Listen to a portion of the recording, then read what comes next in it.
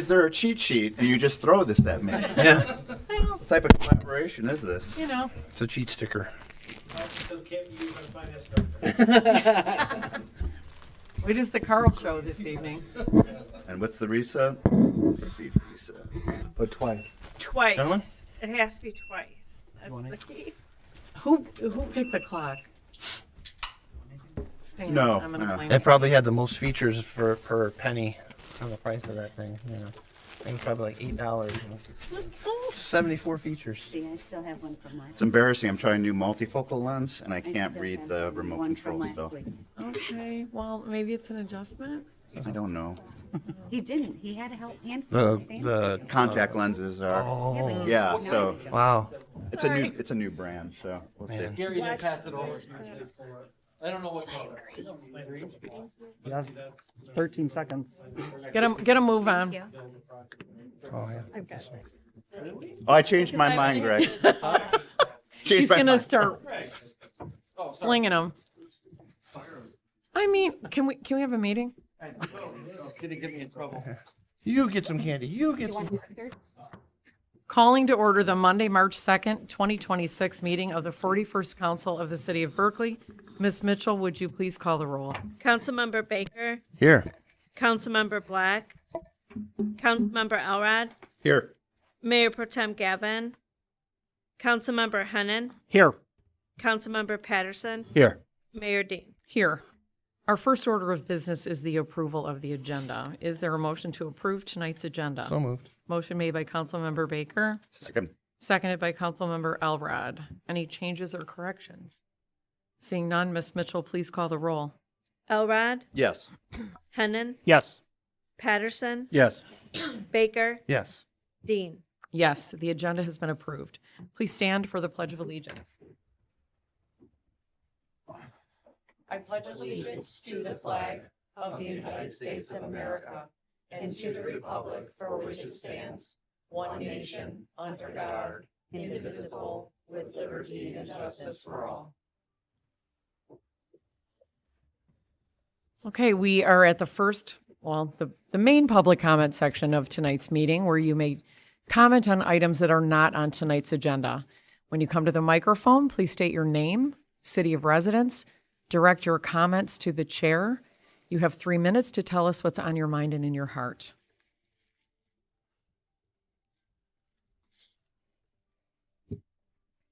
Good evening, everyone. My name is Nathan Miller. I am a member of Troy, or I live in Troy, and my flight school is called Victor's Aviation. We're at the Troy Airport at the intersection of Maple and Coolidge. And I just wanted to say hi to everybody who's here and just get the word out that we have a flight academy right here in our backyard. I'm using 27 years of military experience. My buddy's got 20 plus years of general aviation, just trying to make aviation possible to the community. And I saw your mission and values, which align with ours, specifically economic vitality, as well as flourishing businesses. We're trying to make an impact on individuals, businesses, and broadly the economy here in greater Troy around the surrounding around the airport. We're working with Berkley High School to implement a STEM-based high school program that's created by Aircraft Owners and Pilots Association. It's fantastic. It's 4 years. The end state of that 4-year education is to pass one of 3 tests, which is the written test, before you can go fly and become a private pilot. Within 2 years, with the beautiful Michigan guarantee we have, you go 2 years free for community colleges, 2 years to go get your degree in aviation. You can make $112,000 minimum at the age of 21. Outside of the experiences of adventure and excitement and all those things. Or you can come in the military and wear your nation's cloth. There is no price tag with that. Finally, we have STEM-based camps in the summer. We have 6 to 7 of those, trying to get 10 folks in each of those, ranging from grade 6 to 12. And again, we're just trying to make an impact on the community by creating pilots and professionals and pioneers and just giving an avenue. Props to Superintendent Scott Francis for his ability to implement what they call a directed study at the Berkeley High School, and props also to Mrs. Robin Weiss, who is a counselor there. One of our students at the flight school is Lauren Kolar, and she's doing this. She's got an elective class for an hour. She comes to Victor's Aviation Studies. She goes back to school, and shows Miss White what she's been doing, and she gets elective credit in high school. So bravo to the school system itself, and thank you for your time this evening. And if you have any requests or any information you need, I've got a folder with some QR codes for anybody who has anything at the end of this. Thank you very much. Thank you, Mr. Miller. Any other public comment? Okay, I'm closing public comment. Ms. Mitchell, please read the items on tonight's consent agenda. 1, minutes of the 41st regular city council meeting on Monday, February 23rd, 2026, and work session meeting on Monday, February 23rd, 2026. 2, amend resolution R326 for the updated poverty exemption guidelines. 3, Flagstar Government Banking Public Unit Resolution and Master Signature Authorization Agreement, updating the authorized signers on the bank accounts to the current clerk, deputy treasurer, finance director, treasurer, and deputy finance director. 4, amended proposal for engineering-related services as they relate to the Bacon Water Main and Road Reconstruction Project. 5, authorizing publication of a notice of public hearing regarding the proposed operating budget and millage rates to be levied beginning July 1st, 2026, and ending June 30th, 2027 for the city of Berkley, Michigan, and formally authorizing a public hearing on the May 4th, 2026 council agenda. 6, proposal from Allied Building Services for improvements to the Bacon Park Pavilion. 7, accepting a scoreboard donation from the Berkley Dads Club. Is there a motion to approve? Move to approve the consent agenda as presented. Motion made by Councilmember Hennan Support. and seconded by Councilmember Baker. Any changes, corrections, or additions? Ms. Mitchell, please call the roll. Hennan, Yes. Patterson, Yes. Baker, Yes. Elrod, Yes. Dean. Yes, the consent agenda has passed. Ms. Mitchell, please read item number 1 on tonight's regular agenda. Recognitions or presentations from the consent agenda. Seeing none, please read item number 2. Accepting the quarter ended December 31st, 2025 budget to actual report. Ms. Van Vleck? Good evening. I'm going to invite Carl Johnson, our finance director, to the podium. You'll notice tonight we're going to try to continue to improve on some of the graphics that go along with these numbers, so they're a little bit easier to absorb. Thank you. Also known as fluff, as I call him. So It's his good technical evening, Mayor term. and Council. Yeah, exactly. So love being here as usual. Love being able to share the wonderful things going on here in Berkeley, especially in the finance department. So first and foremost, one of the items in consent was adding a new signer to our account. So I wanted to introduce him to you. So face with the name. So Ryan Shaw is our new deputy finance director. So that's who you added. Welcome, Ryan. And the Hello, consent Ryan. agreement. And so, and he said, I really want to do all these presentations for you in the future. So I said, come on here, you can see how fun it is, and we'll go from there. So no, actually, I'm threatening him, so he has to be here. So, but again, we welcome Ryan, and I just wanted him to see you guys and see how we operate here and so forth. So, and you will see him. It's budget time. You'll see us in the very near future. So, with that, let me get on to number 2, which is our quarter ended December 31st budget to actual report. So second quarter. Again, we were hot and heavy into the budget sessions, as well as our former deputy departed at the end of November. So a little bit of gap there. It took us a little longer than usual, but this is the 6-month report. As you can see in my letter, what I did is replaced a couple of the bullet points that I usually do with graph representation. And unfortunately, I do agree with Crystal and you guys that, these are actually easier to read, in some cases there. So like looking at the first one here, the 60-page report that you had in front of you, the quick and dirty summary of the general fund, our total budget revenues is $16.3 million. We're at 12.4. 76% of our revenues have been recognized through the first 6 months. And then on the expenditure side, you can see there $16.8 million. The only difference between the revenues and expenses is the rollover budget that we had from last year, the $488,000, I believe. So that's why those two, is a little higher. We've already did that amendment previously. And then where we are to date is only at 35% of our expenditures. Some of that is because The former deputy finance director and I were in the process of reallocating. We had talked before during the budget session that we're going to start allocating fringe benefits directly to departments as opposed to lumping them all together. And we were right in the middle of all that when she departed. So we're going to be picking that back up again. So some of those fringe benefits haven't been allocated there. But all in all, we are still below that 50% threshold and right on track with where we want to be. So again, sticking to our budgets. The department heads are doing great. And again, we've no amendments except for no amendments that hit fund balance except for that very first one where we rolled over prior year. And again, this was a bullet before, so we're trying to remove bullets and add those kind of things. So why is revenue so much higher than our expenditures? A couple key things there. The property taxes, as you know, go out July 1. So we only bill for city property taxes on the July tax bill. So in the first 2 months of the year, we basically collect all of our property tax revenue. So 95, 96, 97% of it's collected in the first couple months. So, and that's being our largest revenue source. That's what really pushes up that high. Our revenue sharing from the state side is actually delayed. There's a 2-month lag. Our August payment was actually previous fiscal year. So that's on the low side. So those two kind of net out, and obviously those two are 70 or 80% of our overall revenues. So that's why revenues are so high. And on the expenditure side, again, absent those fringe benefits, we're right on track with the expenditure. So we had some seasonal highs for our Parks and Rec early in the year, and then later in the year, the winter and stuff, none of that's going on, and it all kinds of evens out. So that's the general fund highlights. On the expenditure side, again, we talked about that. Major local and infrastructure funds. So again, this is all the highlights as part of that 60-page report. Those, as you know, our big project that we have coming up is our $7+ million Bacon reconstruction. I love bacon. That's just a great word. But that is a 2 fiscal year project. Will be going out to bid very shortly, and then construction is supposed to begin early in the spring and last all the way into the fall. So it'll span the 2 fiscal years, but obviously we're using a lot of current operations as well as fund balance in those 3 funds. So if you look at that report, those are actually way under on the expenditure side, and the revenues are right on target. So that's why you see a variance with those. And then the only other one is water and sewer. Again, our second most important fund, that I call it. General fund's always 1, and water and sewer is 1A.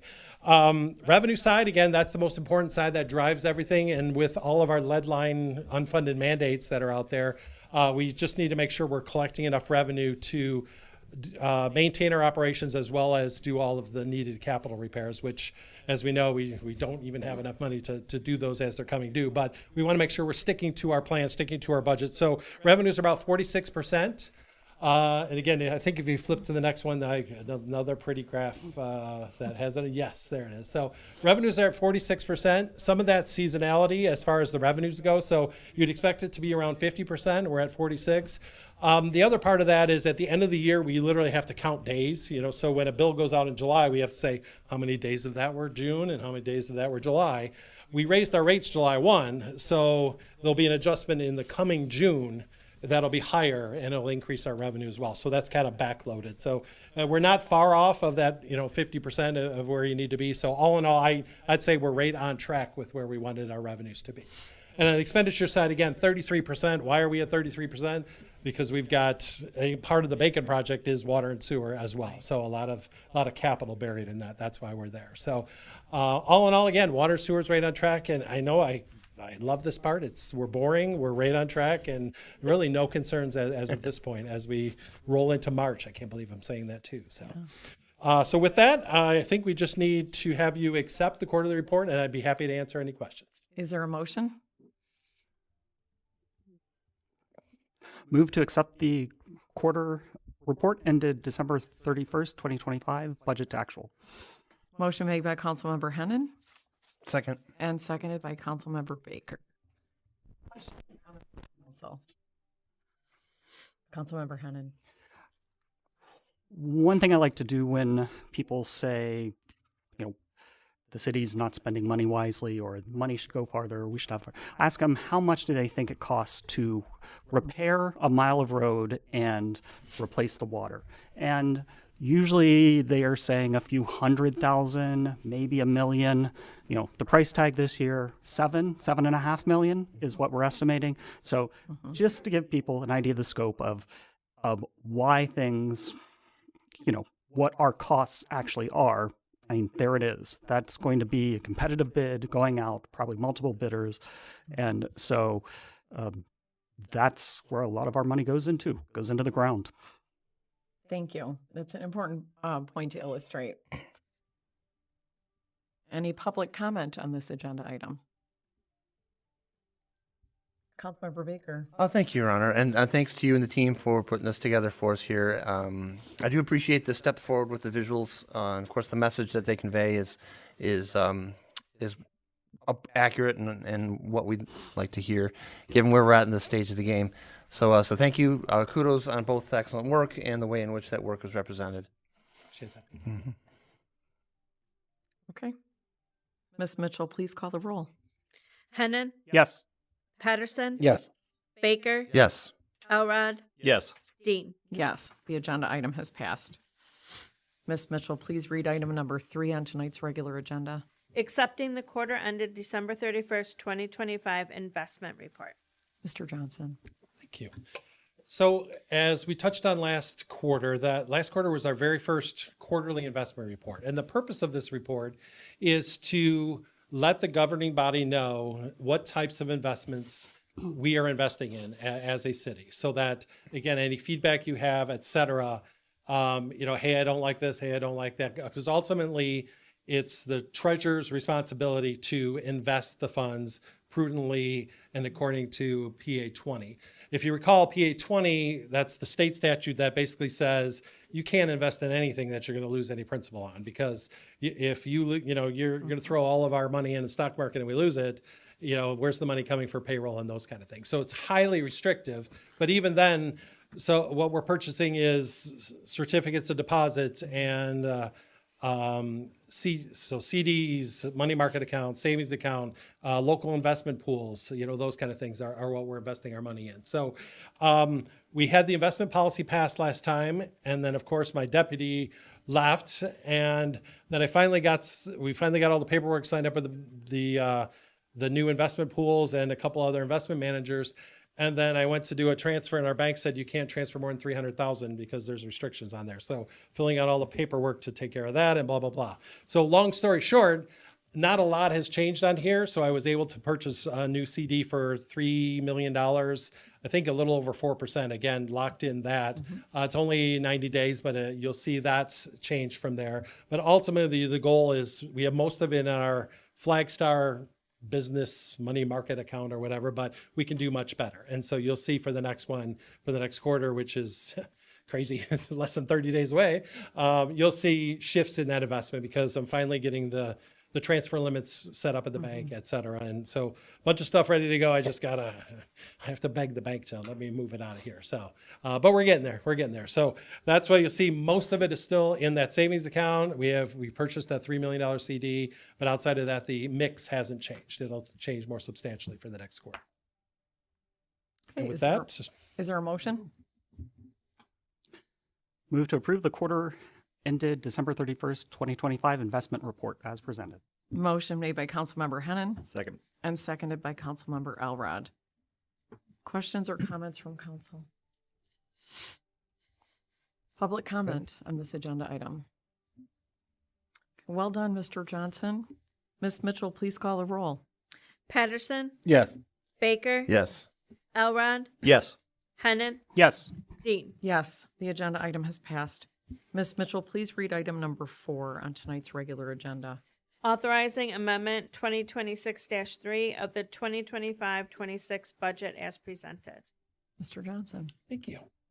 Last but not least, this one's a doozy though. So lots of explaining on this one. Even had to do another memo with more graphs, I think. So holy smokes, this is the big one. So usually what I present to you is a quarterly budget amendment. I try to balance it, i.e. if revenues are up or down, expenditures are up or down, I try to balance it so that we don't use fund balance, not dip into fund balance. So this one's a little different, and that's the once upon a time story that I'll have to get into, the emergency repairs one. But it's really that same there's minimal amendments that are required in here. But what does not balance it, what makes us use fund balance is really the one item that I'm going to get into. So I'll touch on some of the other ones. There's not a whole lot to touch on except for the one substantial one. So once upon a time, that fast talking guy at year-end audit presentation said, we ended the year in the general fund specifically $1.2 million better than we thought. And then ultimately less the rollover that last year's expenditures that we didn't spend and ultimately are spending this year, it left us with $800,000 of the good. And what we said was we would be coming back to you in the future to say how we're going to use that. So remember, what happened to that 800? It fell to fund balance. So as a result, our fund balance went from like 27% over 31%, because again, that was there. We couldn't amend it because all those favorable results came out after year end, and you can't amend the budget after year end was done. So it fell to fund balance, but now we're coming back before you to tell you our plans or recommend that you amend the budget in the way that I'm going to describe right here. So, and it's important to know that. So where did that money come from? And again, I have a nice pretty fluffy graph to show that too. So the biggest thing that we're talking about right now for that so again, the 800,000 is a general fund. There's two different $800,000 numbers, but so I want to go one at a time. So what we're talking about now is utilizing most of the excess, the unanticipated favorable results in not only the general fund, but in the street funds and the water and sewer fund on an emergency repair that's needed to our crumbling DPW wall. We've been talking about this, it feels like ever since I got here 2 years ago, and it just continues to crumble. So when I got here, we just need a couple $100,000, Carl. I'm like, okay, we can find that. Latest quote is $700,000 to repair that wall, and that's after I think Alex and company were beating up a whole lot of vendors to try to get it to the 800,000. So with that $800,000, originally we were like, okay, we're going to have to use the general fund money and use all of that surplus that we had last year. But the reality is, who uses the DPW department? Who is housed there? Who utilizes that? Who do we allocate those costs to? And the reality is that a third of those costs-ish are utilized by water and sewer personnel for the equipment that's there, the time that DPW guys allocate to water and sewer, as well as the streets. So while it's a DPW building, the activities in there, the cost centers related to it, are really broken out between the street funds, which is about 30%, the water and sewer fund, which is about 30%, and then the rest is truly general fund activities. So we're able to allocate those costs to those other funds on that proportion basis. So you have to be able to justify how you're using those restricted funds. And so of the $800,000 estimated cost of the wall, the 40-30-30 is allocated, as you see there, $340,000 to the general fund, $240,000 to the water and sewer fund, and $110,000 each to the water and sewer funds.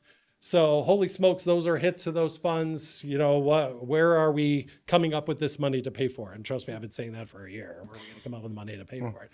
But if you go to the next one, we ended the year favorable. So first I talked about the general fund. If you see there where our budget was last year, our budget said we anticipated ending the year with $4.5 million of fund balance in the general fund. We ended at 5.7. That's $1.2 million to the good, better than we thought. Less the 400 rollover, 808 to the good. So we have more than we anticipated in last year's budget. Again, this fell to fund balance in those funds. For the major street fund, you can see there, we anticipated having 1.5 million. We ended at 1.7. So again, another $220,000 better than we thought we were going to end up in the street funds. That's the major street fund. The local street fund had about $60,000 of surplus. But if you recall, in the local street fund, it's pretty much subsidized by the major street fund. So to the extent that one's a little short from the 110, the major street fund will ultimately transfer it in. So all of the money basically that we've identified for the wall are the favorable results that we had from last year. And that's what we're proposing to use those funds to be able to do that. So keeps us right on track with where our budget was last year because of our favorable results from last year. Okay, we good with that one? But the asterisk, so people cannot see that. Oh, the bottom line, yes. Yes. So water and sewer fund also. Thank you. The water and sewer fund's a little confusing because it's not, fund balance is not a good terminology there. So yes, the water and sewer fund on a cash flow basis ended $190,000 better. Thank you for, yeah, I meant to talk about that one. But yeah, so they ended at $190,000 better than I thought on a cash flow basis. So that's where the money's coming from the wall. And trust me, we had much bigger plans for the 800,000, and you know, I was gonna put our new guy out to dig some trenches and put up a wall or whatever. But we got to build it. We got to build it. So, but that's where that's coming from. That's part of this amendment. So that doesn't mean we're committed to the wall. The agenda item a couple down, I think, is approving going forward with the wall. So you have that choice. This just amends the budget if you so choose to do it. If you choose not to, then the amended amount will just sit there and, you know, won't go anywhere. So it's not, you're not committing to doing it, but this is where the funds will come when that item comes before you. Okay? Couple other things to talk about while I take a breath. I get one of those a time. So the next slide, this just shows kind of another fluffy representation of where it's coming from. So the first one there is the amended budget prior to this amendment. You see it's 16.3, and then it's being amended up to 16.5. So outside of the wall, the budget was really revenues equal expenses. But because of the wall, that's the yellow part over there, 640, we're going to be dipping into fund balance, so it's not a revenues equal expenses. It's part of this amendment. The net of the amendment is using fund balance of $640,000 towards the wall and the other parts that I didn't talk about. If you recall, the general funds portion of the wall was $340,000. What we want to do is we don't want all of that fund balance to be used. We want some of it to stay in fund balance. So remember, $800,000 better than we thought. So in the general fund, we're going to take 340, use it for the wall in the general fund. We're going to take, and we're proposing to take 200 and I believe it's $40,000. 220, thank you, and put that into the capital project, the capital improvement fund. So again, putting money aside, the same place that we're putting money aside to buy the fire truck, again, just putting the money aside for capital in the future, for that can be budgeted and used into the future. But again, that keeps our fund balance right where we want it at 27%, but also moves some over into that capital project fund because we know we just don't have money for capital related items. So this literally just takes it there, keeps our fund balance in the general fund exactly where we need it, and moves that other 240 there, plus two other small items here. Don't want to get these wrong. Crystal's ready to correct me. We had what were they? 50,000 for a real estate consultant. Do you want me to pipe in? We've talked about this, but as we look at our future for not only the future of City Hall, but our facilities in general, we just completed our Parks and Recreation Master Plan update. One of the things that we heard was possibly an expansion of the community center. That's been a topic for a long time now here in the community, and just further exploring how we utilize that property. And it's because we've started to understand that we have a lot of options in front of us, but we need some assistance in identifying what the best route is. And so we're looking at with this favorable end of year, we had some money to spend on some things that I think we will see a return on investment huge. And so one of those things is a real estate consultant to come in very specifically and take a look at the future of City Hall, the options that we've had in front of us before for some sort of expansion or even relocation. We're really not taking anything off the table. The idea of bringing them in is to help us identify what the best route is for the community and taxpayer dollars. So that's $50,000 of it. And then $30,000 for municipal signage. So we've been talking about this as well. This just is primarily, as we're updating our municipal parking signage. So if you've noticed around the community, it can sometimes arguably be difficult to identify where municipal parking is. We've been slowly trying to improve on that as we have had the resources to do so. Most recently, we did it in the Rosemont lot because we knew we wanted to make sure that people who are going to the Beverly understand where parking is available, and so we'd like to continue that. And so we put $30,000 as an amendment in there for that as well. And we may not use it all, but it means that we'll have the signage available. We've also been entering into shared parking agreements with the theater. There's very likely going to be another one coming up here shortly, and those lots will also be needed to be signed municipal. And then there is outdated signage in our other lots. There's also signage on the streets that are typically covered by the streets funds, but this will give us, I think, a buffer to really start updating our signage. Great, thank Yeah, you. the key with that is the street funds can do the street signage, but like our own parking lot across the street, you can't put up any signs in there using street dollars, and that's really what this is for, is those ones that were restricted and not being able to do it. So again, it sets the budget aside. It doesn't mean, that we're running forward. Ultimately, we need your approval on some of the stuff. So again, you can see our goal was not to, we made 800,000, let's go hire 10 people, let's do this, do that. This is a one-time, non-reoccurring surplus used on one-time, non-reoccurring expenditure. So that was the goal here, as well as letting 200, could you roll that up just a bit? So of the 800,000, we're proposing using 640. So the rest of it still fell to fund balance and is still going to stay there. So it's important as our expenditures rise, that percentage, the fund balance as a percent of expenditures needs to actually rise as well to keep that percentage the same. So let some fall to fund balance, utilize this on one-time expenditures, because again, you hire a person, that's forever. These are one-time capital-ish related purchases. And so that was the theory behind doing this. And again, not only general fund, but all the other funds there. So again, that's what this amendment does. It takes our amended budget from 16.8 million in expenditures to 17.5. But again, that 640 is what's before you tonight. So one other key thing to recognize as part of this amendment. So the state of Michigan was trying to get creative on the ways they're funding their roads. So during this fiscal year, they eliminated sales tax. How this affects us, they eliminated sales tax on gas and then replaced it. So we all got to break out the gas pumps? No. And they replaced it with another tax that they're using for roads. The issue with that is we constitutionally and statutorily get a percentage of sales tax collections. So guess what? We're out estimated $58,000 in the current year. So that's included as part of this.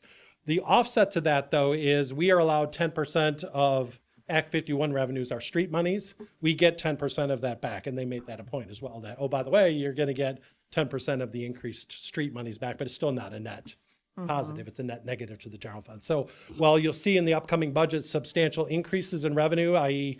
$400,000 more in street revenue, which according to the councilman, I think that buys us 6 feet of paving, Right.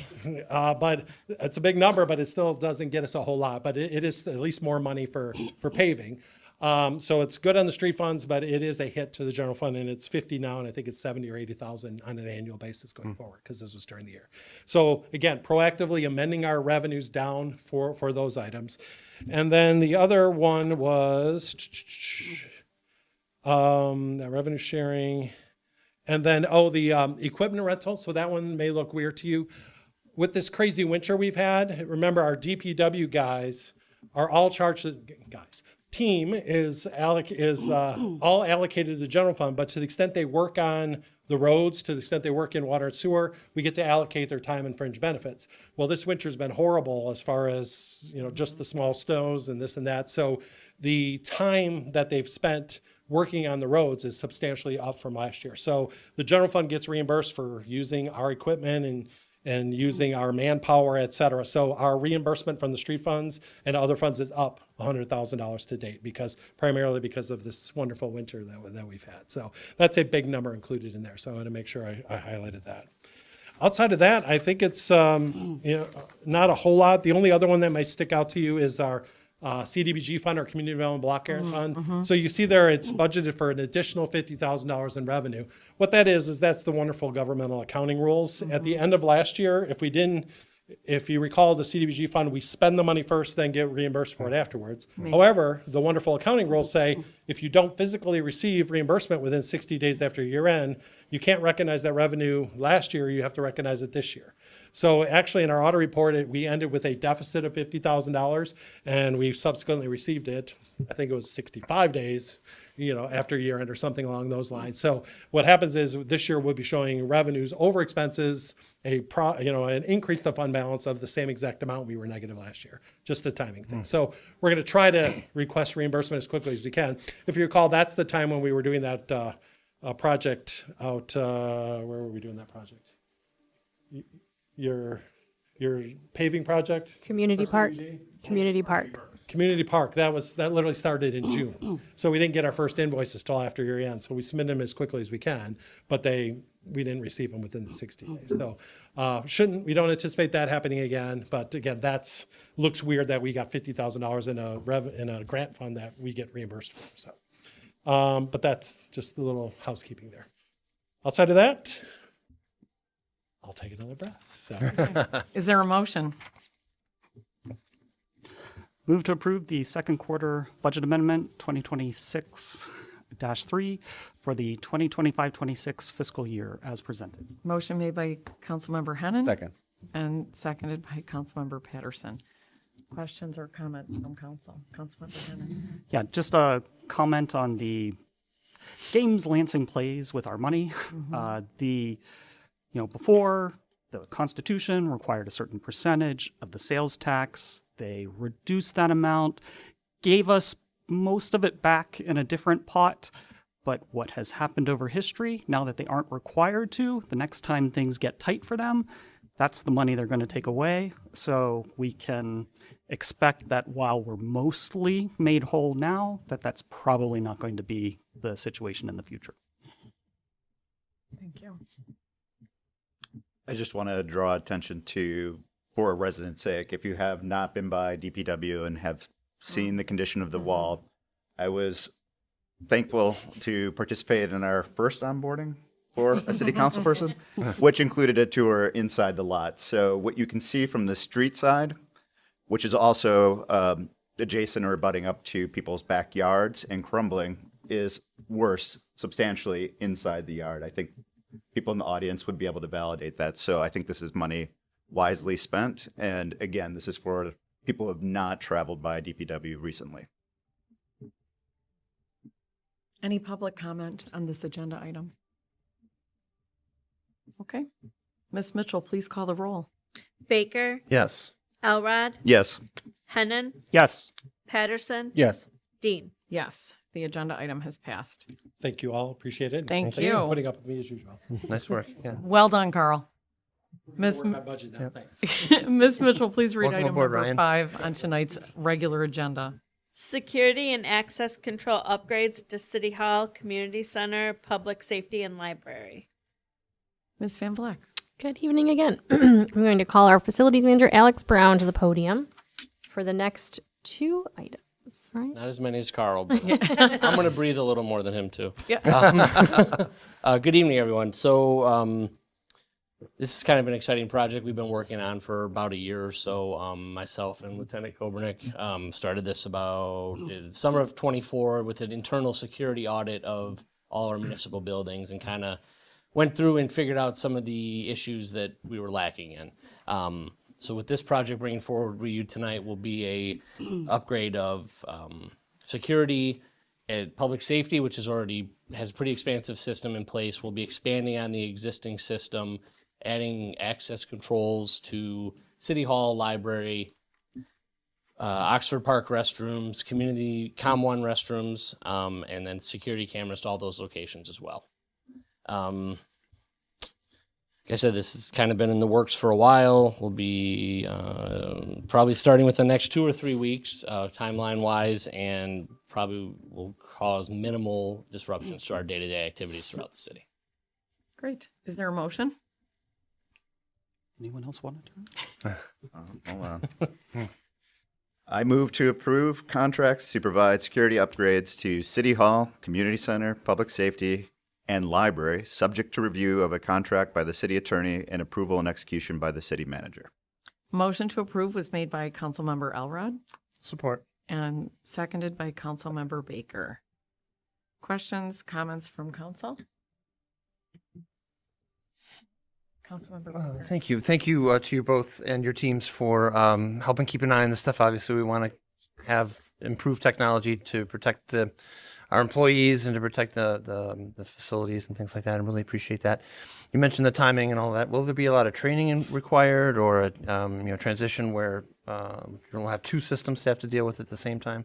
Can you give us a little bit more color or flavor about how the implementation will work? Yeah, absolutely.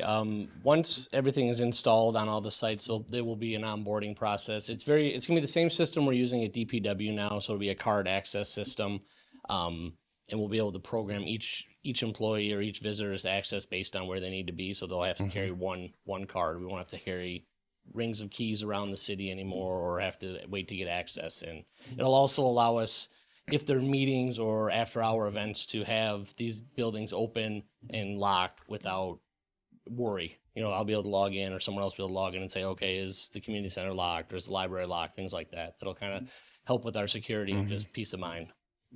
So we gain additional visibility into what is actually happening out throughout our facilities by seeing when things are locked, unlocked, open, closed. Right. If there's an occurrence or on a weekend, or something is not right on a Monday morning, we can go back and kind of look at those logs and say who was in and out, or look at footage.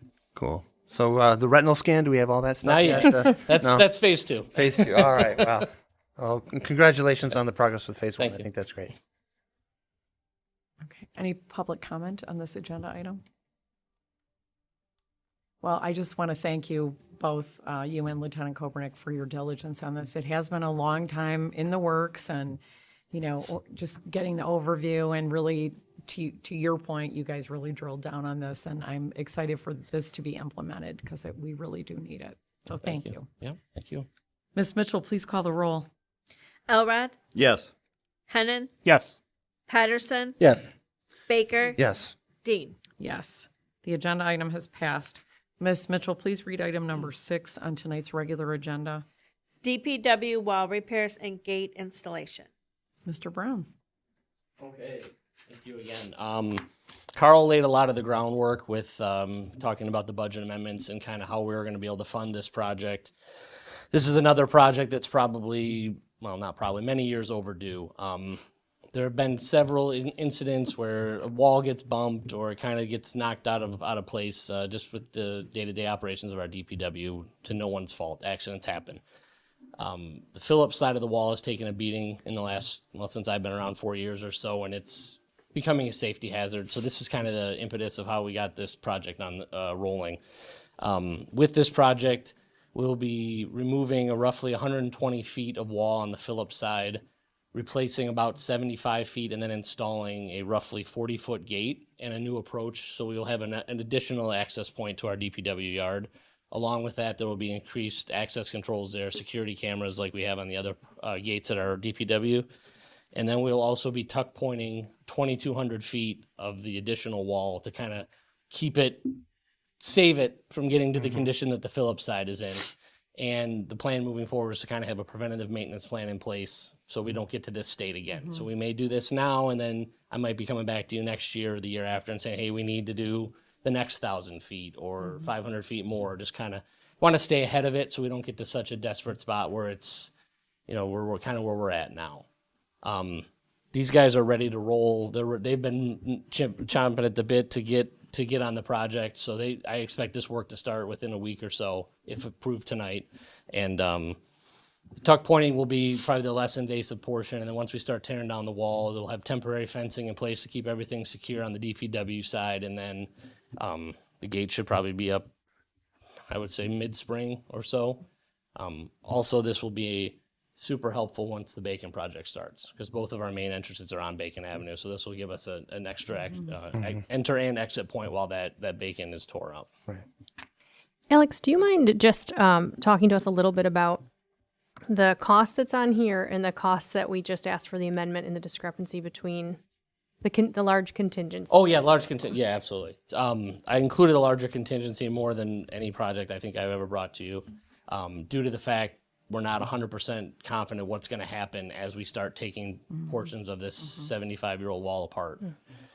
They're fairly confident we can reduce or keep it to that 120 feet, rebuild what we need to, put in the gate, but it's hard to say. And as they get into the tuck pointing through that other 2,000 feet, we might find there's a lot more brick that needs to be replaced, or just a lot more work in general has to be done, or some structural things that need to be done. So we included a pretty high contingency just to have it. And hopefully we don't have to use all of it or any of it, honestly, but I anticipate there'll probably be some. But just wanted to have all that there so we can keep the project moving along and not have to come back to you guys again and say, hey, we need more money. Thank you Yeah. for that additional. Thank Is there a motion? Motion to approve the proposal from Allied Building Services to provide materials and labor to tuck point approximately 2,400 feet of existing brick wall and install a 24-foot gate at DPW, subject to review of a contract by the city attorney and approval and execution by the city manager. Motion to approve made by Councilmember Hennan Second. and seconded by Councilmember Elrod. Questions or discussion from council? Just comment that contingency is about 20%, which actually isn't that far out of line for a lot of things. So perfectly reasonable. Councilmember. Thank you. Thank you for bringing this to us and for the research and the preparation and the insight into looking ahead to future repairs. You mentioned earlier that this was many years overdue, and certainly, that's a familiar tone or tune when we look at many of the facilities we continue to call home. What kind of communication has been or will be had with the neighbors surrounding there in terms of any potential disruptions to their comings and goings, up and down the street as the construction is underway? Have they been notified? Are they going to be kept up in the loop on progress, that kind of stuff? Can you share a little bit more about the outreach? Yeah, I think once if approved tonight, we'll kind of put that plan into play and let our neighbors in that area know there's going to be a major, construction project. They may see. I don't see it disrupting a ton of day-to-day activities for the neighbors or really the DPW staff, but there will be noise and outside of the normal noise and probably some dust and things like that. So we'll probably make contact with our close neighbors there and let them know. Great, thank you. Mm-hmm. So just for people who are unfamiliar with masonry terms, can you explain what tuck pointing is? To Oh, yeah, people who are watching? absolutely.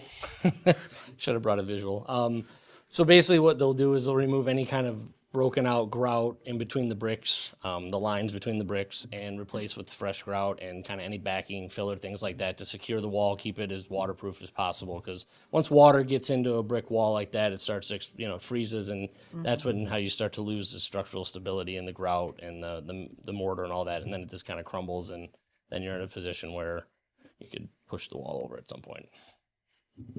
Thank you. Mm-hmm. Any public comment on this agenda item? Well, I'm just going to, again, express my gratitude for taking care of this. I know it's been on our radar for a bit, and I have seen the condition of that wall. It is terrible, so thank you. Thank you. Ms. Mitchell, please call the roll. Hennan, Yes. Patterson, Yes.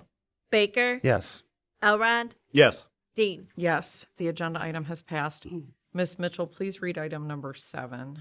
Accepting the city manager's advisory opinion responding to alleged ethics violation under section 2-40 of the City of Berkeley City Code. Ms. Van Black. Good evening. On February 8th of this year, I just realized my memo says 2025. It is 2026. The city received an ethics complaint, a second ethics complaint actually, from resident Josh Hunter. The nature of this grievance is based on his interpretation of the city code, that the city attorney must sign the statement of acknowledgement per section 2-40 of our code. Per that same code, 2-40, the city manager shall perform and investigate as they deem necessary and provide an advisory opinion to city council on such ethics complaints. So, and then I am to publish it in permanent form and communicate it to city council, which is why it's coming to you guys tonight at this meeting. As you may remember, in response to Mr. Hunter's last ethics complaint, I referenced the fact that I prefer to consult with legal counsel prior to providing an advisory opinion. And given that the complaint involved our city attorney, I had recommended retaining outside counsel, which we did. In this case, the ordinance is incredibly clear cut and unambiguous. I do not believe it requires legal review from the city attorney or outside counsel in this instance.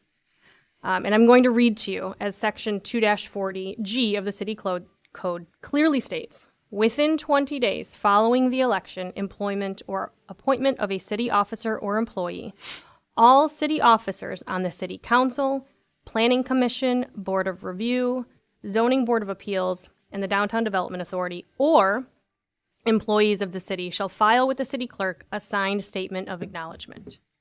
As the city attorney is neither a city employee, nor is she a specified city officer.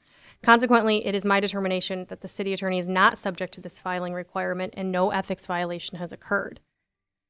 I do want to point out, I know that it can be difficult for people who are unfamiliar with city codes and charters, which are often antiquated and kind of difficult to interpret, especially in modern times, that it can be difficult for them to correctly interpret our code. People who may be very well versed in their world and the things that they are well educated in, it can be difficult to transition that skill set into when you're trying to read and interpret city codes. That said, Mr. Hunter has now submitted 2 separate ethics complaints on our city attorney, and both of them have been found to be no violations, to be not of consequence. So in this particular instance, I'm going to recommend that you accept this as the advisory opinion as required by City Code Ordinance Section 2-40F1. Thank you. Is there a motion? Motion to accept the advisory opinion as required by City Code Ordinance Section 2-40F1. Motion made by Councilmember Hennan Support. and seconded by Councilmember Baker. Questions or comments from council? Public comment. Ms. Mitchell, please call the roll. Hennan, Yes. Patterson, Yes. Baker, Yes. Elrod, Yes. Dean. Yes, the agenda item has passed. We're at our communications portion. Ms. Mitchell, who will go first? Councilmember Patterson. All right. Just a couple things. First, I want to thank the Dad's Club for the scoreboard, and it's absolutely gorgeous and well needed. And our Parks and Rec department had a great Winterfest this Saturday, and the weather was actually warm. It may have been a pre-spring fest, I'm not sure, but it was much warmer than the anticipated date. So thank you all for putting that on. ZBA will meet Monday the 9th at 7 p.m. And Thursday the 12th, same week, is our Parks and Rec Advisory Board. So that's all I have. Thank you. Councilmember Baker. Oh, thank you, Your Honor. I'll be brief, which is probably a surprise. Historical Committee meets next week's Tuesday. They are continuing to work on revised marketing information, refreshing the. I brought the brochure last time. They have bookmarks and other fun things, and they're continuing to refresh the exhibits and displays in the museum. So please feel free to swing by. And if you can't make it in person, visit berkleyhistory.com. The very next day, our Downtown Development Authority board will meet. That would be Wednesday the 11th. They too are working on some cool projects for the spring and summer months, and they're deep into the budget season now, and so they're contributing their thoughts into the bigger picture of how the city's funds will be spent. To learn more about the exhibits and events and fun things going on with our DDA, visit them at downtownberkeley.com. And finally, it was Stephen Hawking who once said, "Remember to look up at the stars and not down at your feet." And I offer that because for those of you that are watching this live or are already aware of it, tomorrow morning between 6 and 7 a.m. and with a peak at about 6:30 is what's called the blood moon. And it's super cool. It's with the eclipses and all that good stuff. The peak time will be at 6:30 in the morning. It'll be in the western sky, so try to get a good view of the west if you can. The next blood moon won't be until December 31st of 2028. So it'll be a little while if you don't get a chance to see this one, but it'll be awesome. No special equipment. You don't need funky glasses or anything to do anything. Just if you're an early bird, take a look at that. That'd be super fun. And then start to adjust your sleep patterns because daylight saving time comes up on Sunday, so you're going to lose that hour. So make it while you can. And please please hug somebody you love. Thank you. Councilmember Hennon. Yes, last week the tree board met, discussed their plans for an April Arbor Day tree planting at the library. They're working to make the Arbor Day event bigger and more community involved than they have in past years, and the library is going to be an integral part of that, trying to bring more people in from the community.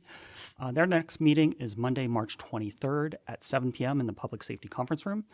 And then the Planning Commission met last week. They reviewed and passed the capital improvement plan, and they recommended the rezoning of a number of properties that, when we redid the ordinance rewrite, were improperly zoned, and so they're just being rezoned to what they should have been so that they become conforming again.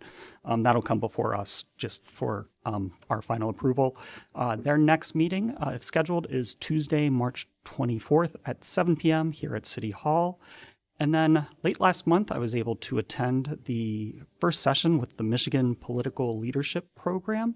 Myself and 23 other individuals selected for the program met in Lansing. We got to talk to representatives, talk to the Senate Fiscal Budget Agency head, and go a deep dive into the state budget. All the things I love nerding out about. And so just the first of 10 meetings that we have, and just a great program to get to learn more about city government or state government, and how I can be an effective advocate for the city and for us in that avenue. So thank you. Thank you. Councilmember Elrod. For the Environmental Advisory Committee, nothing has changed. The upcoming meeting is Tuesday, March 17th, again, early. Happy St. Patrick's Day. That will be at the second floor of the Public Safety Building. The Beautification Advisory Committee met last Wednesday and started rolling out their Adopt a Garden program, which I will be sharing some communications with from my online presence, but you'll also see that in some of the forms that you go get information, and we're working with the city staff to start rolling communications out regarding how do you participate. This is not a vegetable garden. This is using native plants and then mixing in some perennials and annuals. So more to come on that. The next meeting will be Wednesday, March 25th, 6:30, second floor, Public Safety. Thank you. Ms. Van Vleck. Since Mayor Pro Tem is not here, I'll give a few updates on the library. The Seed Library team is gearing up for another successful season. They're hosting a seed packing event on Friday, March 6th from 3 to 5. So anyone that's interested in helping with that is welcome to attend. I think it's really just open to the public. You don't have to reserve it or anything. And then also, just so everyone who hopefully everyone watching frequents the library, but the Friends of the Library generously donated 2 large whiteboards into our new study room. So I think it's just a really great improvement to continue to improve that space. So just want to make sure everybody knows that. So they go out there and rent them. And that's it. Ms. Hamame. I have no report, thank you. Okay.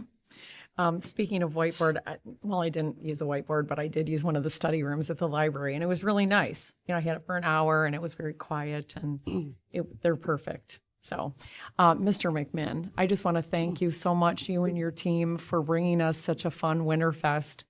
I mean, and I'm glad for the date change, because it was much warmer and much more enjoyable.